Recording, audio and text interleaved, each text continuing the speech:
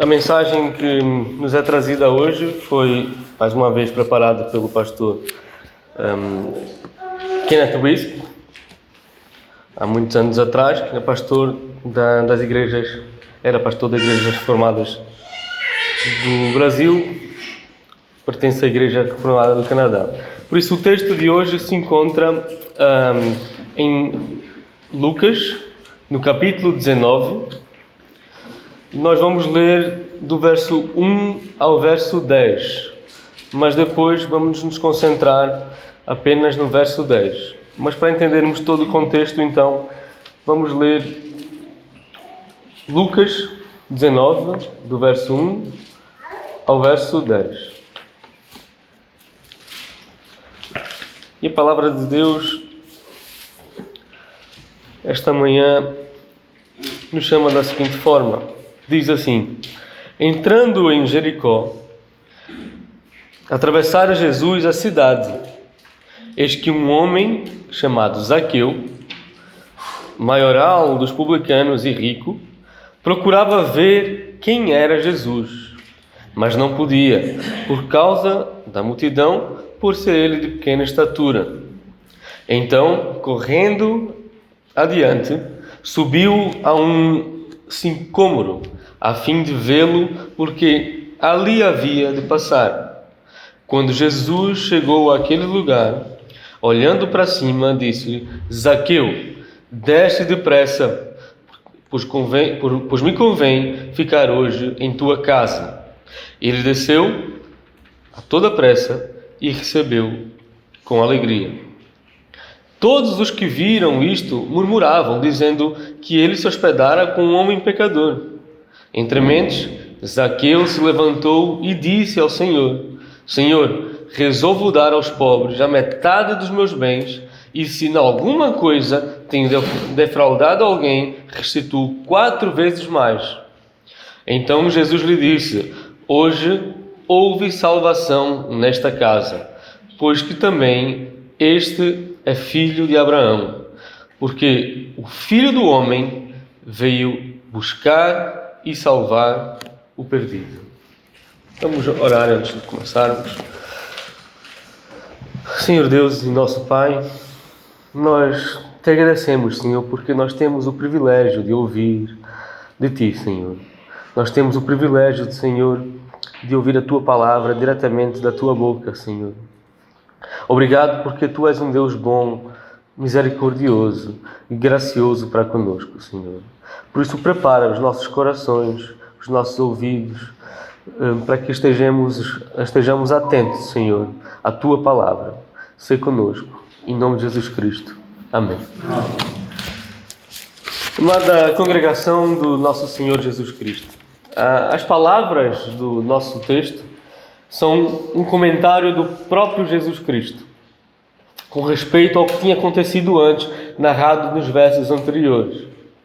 O encontro entre Jesus e Zaqueu e a consequente salvação deste, tudo isto aconteceu, como diz no último verso, porque o Filho do Homem veio buscar e salvar o perdido.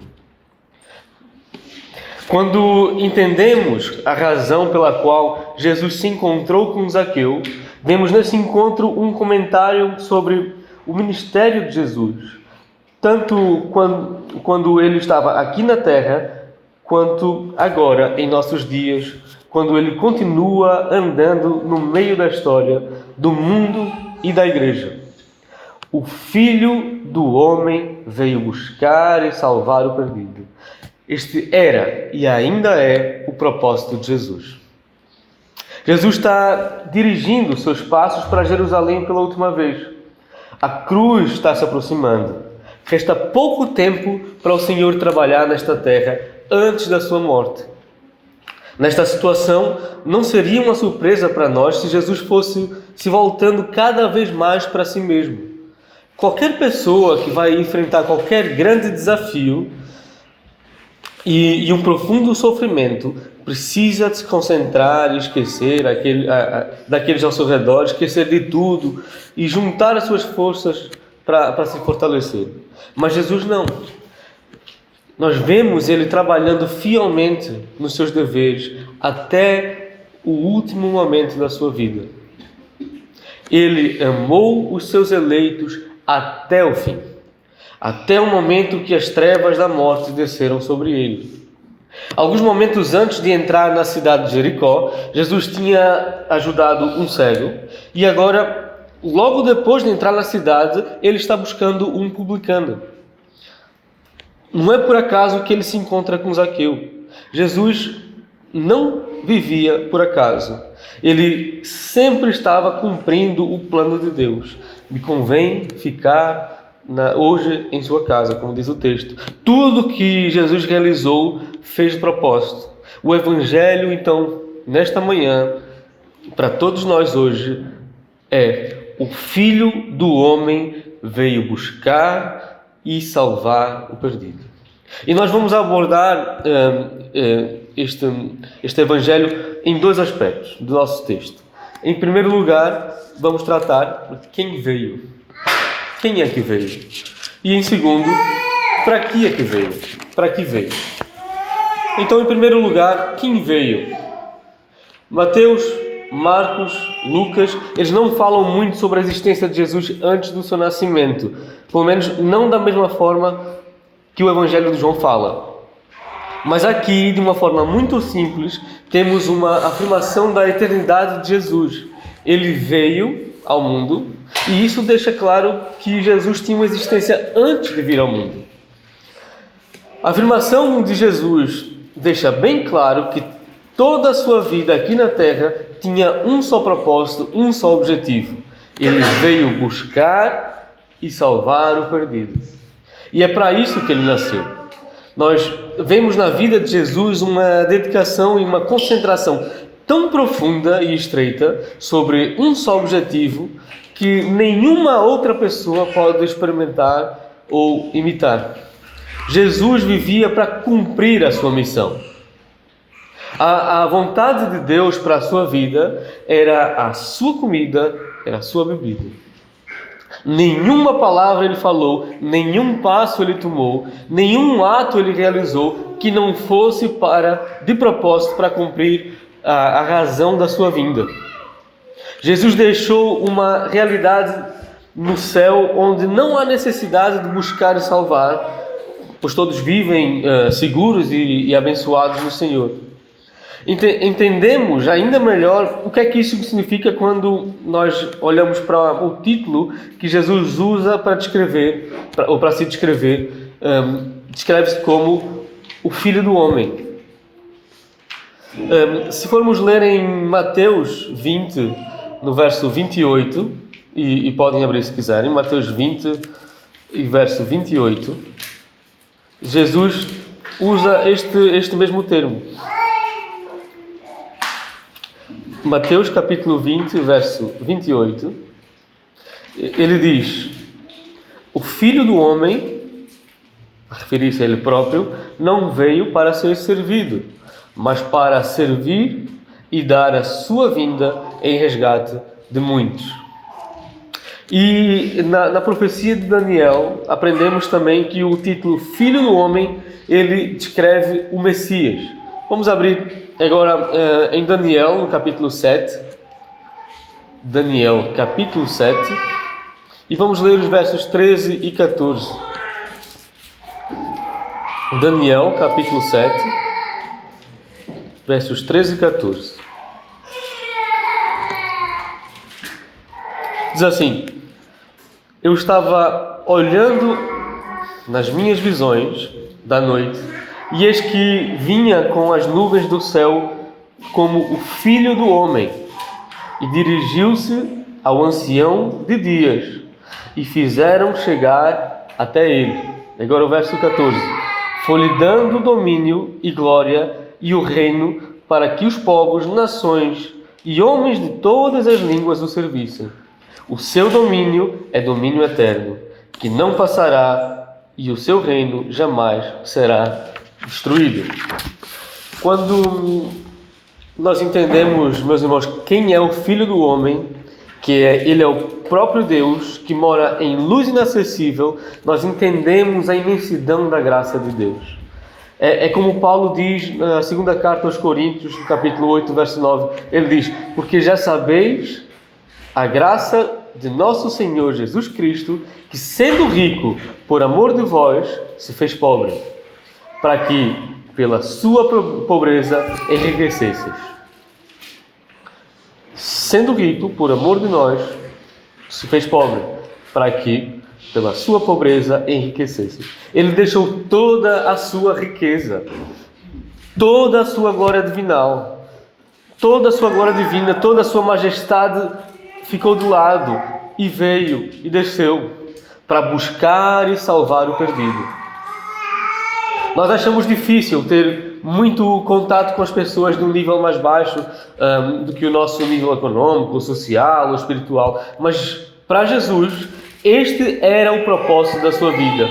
E por isso, quando as pessoas murmuravam, dizendo que ele se hospedara com um pecador, Jesus não quis simplesmente justificar este ato, mas ele fez uma declaração sobre o propósito de toda a sua vida, de toda a sua vinda. Ele disse: o Filho do Homem veio para buscar e salvar o perdido.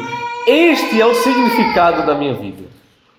Jesus, o Filho do Homem, o Messias, não deixou sua glória e majestade de lado para vir à Terra e ver o que iria acontecer. Jesus guardou para si mesmo tanto conhecimento e poder divino quanto era necessário para realizar a sua missão, para realizar o seu propósito. O amor é muito importante na salvação, mas o amor sozinho não pode achar e salvar o pecador. O amor é necessário poderes divinos de omnisciência, de onipotência. Em outras palavras, para salvar pecadores, Jesus precisava mais do que amá-los. Ele precisava ter condições de sondar o coração de cada um e transformar as suas vidas. Era para isso que Jesus fazia todos os seus milagres. Para proclamar publicamente o que ele tinha o direito, o poder de dizer a um miserável pecador: os teus pecados estão perdoados. Só assim. É este poder divino que Jesus nos mostra claramente no seu encontro com Zaqueu. Ele entra na cidade, caminha até a árvore onde Zaqueu tinha subido, e não é por acidente. Ele levanta os olhos exatamente naquela árvore, ele vê Zaqueu. É um ato preparado. E um ato divino de poder. Jesus está buscando algo ao qual ele tinha vindo. E apesar de o texto deixar bem claro que os dois nunca se tinham encontrado, mesmo sem eles se conhecerem, o que é que acontece? Jesus chama Zaqueu pelo nome. Ele diz: Zaqueu, ninguém pode esconder deste olhar. Ninguém se pode esconder desse olhar. É o mesmo olhar que ele viu Adão e Eva se escondendo atrás das árvores, e que até hoje vê o pecador. Qualquer que sejam os artifícios que ele use para se esconder, Deus alcança. Alcança o pecador em qualquer lugar que ele esteja, quer seja se escondendo atrás da sua própria justiça, desesperado nas profundezas da sua culpa e miséria, ou se enganando nas alturas do seu orgulho. Jesus, o Filho do Homem, tem esta percepção divina. Ele não precisa perguntar onde está o pecador perdido e miserável. Ele pode ver onde é que está, com toda a sua culpa, vergonha, miséria e orgulho. A maioria dos pregadores fala muito sobre a curiosidade de Zaqueu, querendo ver Jesus, não é? As lições de escola dominical para crianças não cansam de falar sobre esse aspecto da história. Mas quem é que está buscando quem aqui? Quem?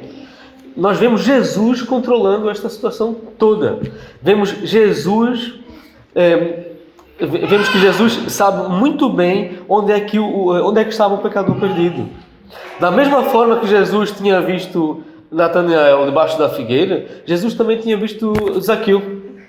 Vemos Jesus indo até a árvore certa. Vemos Jesus até chamando Zaqueu pelo nome. Então, quem é que na verdade está chamando quem aqui?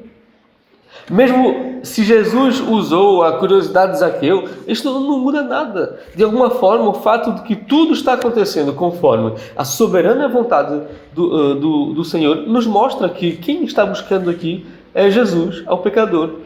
Mas quantos de nós aqui teriam sido salvos se o Senhor tivesse esperado até que nós procurássemos por Ele? Quantos daqui nós teríamos ido ao encontro de Jesus? Nós percebemos o divino poder e a majestade de Jesus não somente por causa da sua percepção e do chamado divino, pela sua divina consciência também. As consequências do chamado também nos ensinam algo sobre Jesus. Zaqueu, de Jesus, desce depressa, pois me convém ficar em tua casa. Aqui Jesus manifesta seu soberano poder. Ele achou Zaqueu, ele chamou Zaqueu com todo aquele chamado poderoso e eficaz que faz os cegos ver, os coxos andar, os surdos ouvir, os mortos ressuscitar. É a voz do bom pastor. Zaqueu logo reconhece e ele desce logo para segui-lo com alegria. Foi a voz de Deus que Zaqueu ouviu. A mesma voz que no princípio disse: haja luz, e houve luz. É a palavra de Deus, a palavra poderosa e criadora, pela qual Ele criou o mundo e pela qual Ele cria novas criaturas, cada vez que Ele transforma um pecador morto em filho da luz. Tanto o seu título, Filho do Homem, quanto a forma da sua vinda, mostra quem é Jesus. Ele é a imagem do Deus invisível. Ele é o Salvador Todo-Poderoso. Ele sabe de tudo e conhece todos. Ele é soberano em sabedoria e conhecimento e em poder. Agora que nós entendemos que Jesus revela como o Filho do Homem, o Messias divino, soberano, onisciente, todo-poderoso, nós podemos continuar com o nosso texto para vermos, então, qual é a obra que ele veio realizar. E chegamos, então, ao segundo aspecto. Para que Jesus veio? Para que Jesus veio? O texto diz: o Filho do Homem veio buscar e salvar o perdido. Há uma relação estreita entre o Salvador e o perdido, entre a salvação e a perdição. Se nós não entendermos quem é o Salvador, também não vamos entender o que é ser perdido. E igualmente, se nós não entendermos bem o que significa ser perdido, não iremos entender bem o que é que significa salvação. Jesus não veio apenas buscar. Ele não veio apenas procurar pessoas que estão aptas para entrar no seu reino. Ele não veio buscar candidatos merecedores do seu amor, pessoas que eram amáveis em si mesmo. Não. Ele veio buscar e salvar o perdido. A palavra perdido não se refere a uma ideia de miséria. Ela tem um significado bastante específico. Significa que é algo que pertencia a alguém que se perdeu. É algo que pertencia a alguém. Algo que se perdeu, que pertencia a alguém. Jesus está dizendo, em primeiro lugar, que o pecador está perdido, longe de Deus. Deus criou o homem como o seu próprio filho em Adão. Mas o homem está fora deste relacionamento agradável que pertencia no paraíso. O homem se perdeu. Ele está afastado de Deus. Por isso, a sua vida não tem mais sentido. Os seus relacionamentos, a sua vida, ela está em trevas. E por não estar em comunhão com Deus, o homem ele não consegue estar em comunhão também com o seu próximo. Ele sofre conflitos com toda a criação com o seu trabalho, com todos os seus relacionamentos. Ele vive em brigas, em contendas, odiando uns aos outros e odiando o próprio Deus, o seu Criador. Quando nós entendemos que estamos perdidos por natureza, nós entendemos o quanto precisamos de Cristo. O quanto nós precisamos de Cristo para nos buscar e salvar. Como aquela ovelha miserável e perdida, nós só temos esperança se o bom pastor nos vier buscar e nos carregar em seus braços fortes e seguros. É como Pedro diz na primeira carta de Pedro, no capítulo 2, e no verso 25, ele diz: porque eres como ovelhas desgarradas, mas agora tendes voltado ao pastor e bispo das vossas almas. Porque eres como ovelhas desgarradas, mas agora tendes voltado ao pastor, bispo das vossas almas. É isto que Jesus faz. Ele nos faz parte de um povo que é propriedade exclusiva de Deus. Mas a palavra perdido não significa somente o facto de alguém estar afastado daquele que tinha posse. Significa ainda mais do que isto. A palavra grega significa tanto perdido quanto destruído.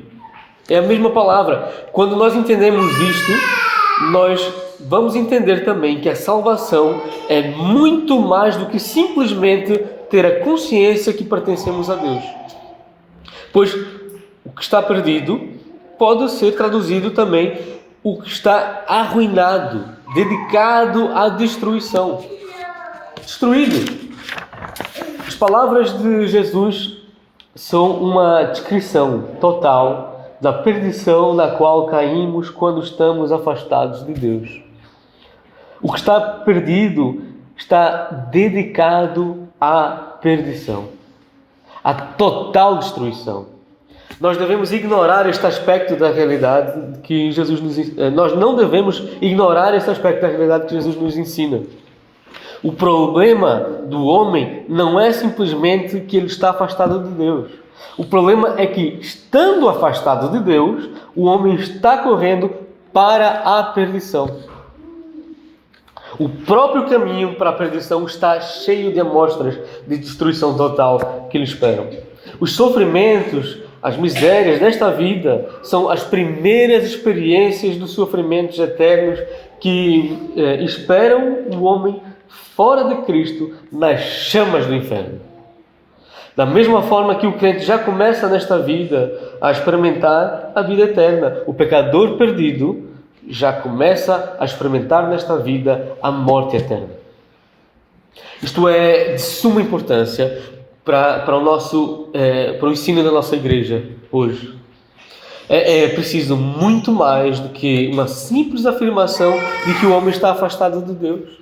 Nós precisamos enfrentar o pecador com todo o horror do seu miserável estado. Nós devemos colocar em sua frente um espelho para mostrar a profundeza do seu pecado e miséria. É como o filho pródigo. Quando ele percebeu que estava perecendo de fome, ele se lembrou da abundância de pão da casa de seu pai.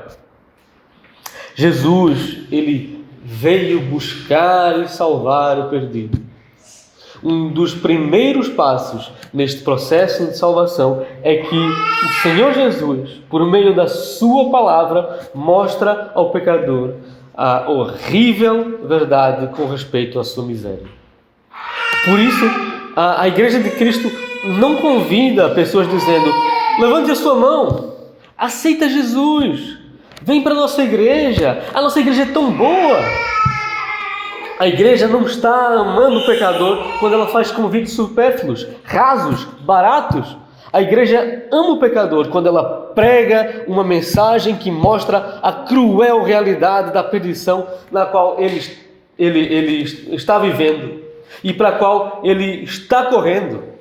Quando o pecador, pela graça de Deus, vê a sua realidade, todo o pensamento de buscar saúde, curas, prosperidade, dinheiro e um guarda-roupa novo, fogem da sua cabeça.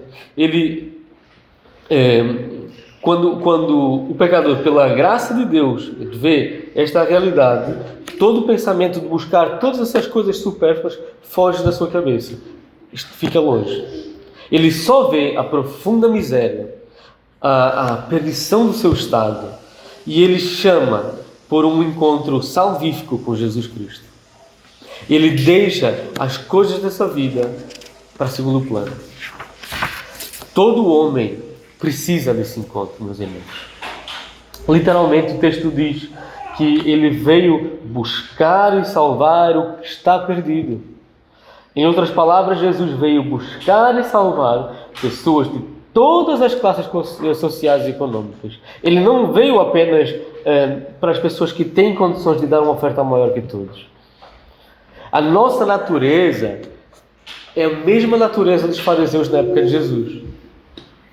Tem classes de pessoas que nós até achamos que não vale a pena gastar o nosso tempo com eles. Mas Jesus nos ensina que prostitutas, presidiários, pervertidos fazem parte da sua busca. Onde o pecado é grande, a graça e a misericórdia de Deus é ainda maior, meus irmãos. Não há pecado pior na igreja do que fazer exceção de pessoas. Que Jesus veio buscar e salvar o perdido não significa que ele veio de uma forma aleatória, que vai buscando qualquer pessoa que esteja perdida. Não. Nós já vimos que ele, em toda a sua soberania divina, sabe muito bem quem é que ele veio buscar. Ele passou em frente de multidões de pessoas e ele parou debaixo da árvore de Zaqueu. Exatamente onde Zaqueu estava. E Jesus buscou e salvou Zaqueu porque este era filho de Abraão. Era filho da promessa. Em outras palavras, Jesus cumpriu promessas ricas e profundas da aliança. Estas promessas da aliança são fruto de uma decisão de Deus antes da fundação do mundo, com respeito a quem iria escolher, buscar e salvar. Jesus hoje continua com o seu propósito de buscar e salvar o perdido. Jesus ainda busca pecadores. Ele pode te ver com todos os seus pecados vergonhosos. Ele também te conhece por dentro e por fora. Ele fala, em primeiro lugar, àqueles que fazem parte do seu povo, fazem parte do pacto. Ele chama você. Ele chama você ao arrependimento. Ele chama você à salvação. E você se tem desviado do caminho dele? Jesus, ele está te chamando. Ele te chamou e ele está te salvando. Jesus, ele está falando com você em cada pregação. Ele está assegurando que a obra que ele iniciou, ele vai completar. A salvação dele não é coisa de meio termos. Ele não faz pela metade das coisas. Ele cumpre as suas promessas. Então, segure as suas promessas. Ele veio te buscar e salvar.